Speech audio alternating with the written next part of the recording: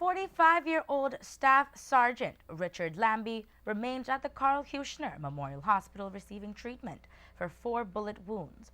Staff Sergeant Lambie was shot at by a Guatemalan farmer on Saturday afternoon just after 1 o'clock.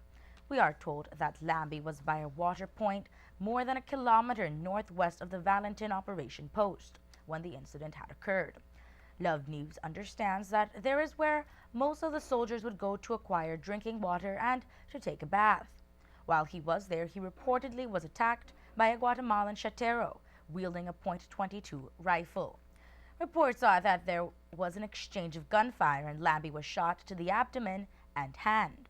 Sergeant Lambie continues to receive treatment at the KHMH. His niece, Shamira Lambie, spoke to Love News about his condition.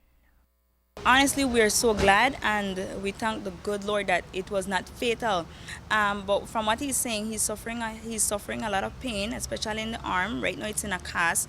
The first person that he thought about as soon as he was wounded was his sister, his only sister, my mom, Celeste Lambie, and his daughter, Iman Lambie. And he's just saying that he needs prayers at this time and he just needs time to rest and have a very good recovery as soon as possible. Well, my uncle, he's responding very well to treatment, thank God. We are very appreciative that he is alive and the family is very, very, very much committed to assisting him during his time of need. Tell us about his condition. How many shot wounds did he receive, or to which part of his body? Yes, he suffered 4 shot wounds. There was one that grazed his stomach area, I believe 2 that hit his hand, and there is one that went through his left hand, and it exited out. So the doctors are basically saying he's out of danger, he will recover fully? Yes, the doctors are saying he's out of danger, he will recover fully, and we're very grateful to the doctors at KHMH for, they're there and they're working along with my uncle, and as well as the doctors from the Belize Defense Force. They were present here this morning as well. Lambie's family told us that he arrived at the KHMH in the wee hours of Sunday morning, hours after being shot. We were told there was a number of difficulties in getting Lambie from the location where it happened.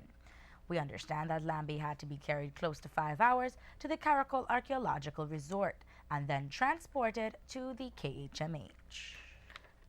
He said he was so scared, he was worried, he was wondering what will happen now to my life, and he said, you know what, the first person that flashed in his mind again was his sister and his daughter, and he said, you know what, I need to live for them, and that was the motivation that, that really pushed him to go forward. I need to live for my sister and my daughter. So I was glad that my uncle could have mustered up that courage, because it's not easy being wounded and still yet you need to go through this experience of coming out of the bushes and all of that. But he's a very strong man, and I believe my uncle is a hero. Sergeant Lambie has been a member of the Belize Defense Force for 20 years. He has been actively defending the borders of this country, and now his family is asking the government of Belize to put measures in place to protect not only Lambie, but other BDF soldiers out there. But what would make us even happier would be if the Minister of National Security would come about and tell the nation, because not only for Staff Sergeant Lambie, but also for the soldiers that are there presently serving our country, going on the border patrols, and also those that will become a part of the Belize Defense Force.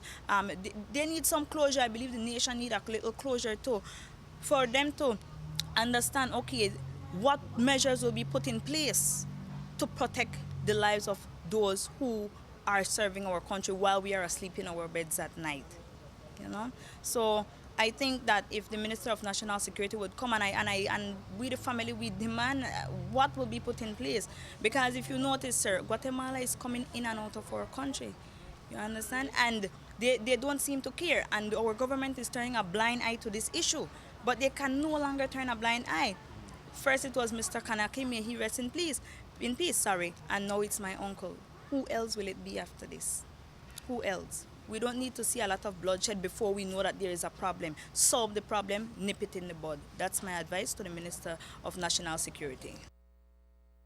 We have been unable to get a comment from BDF Commander Brigadier General David Jones, CEO George Lovell, or National Security Minister John Saldiva.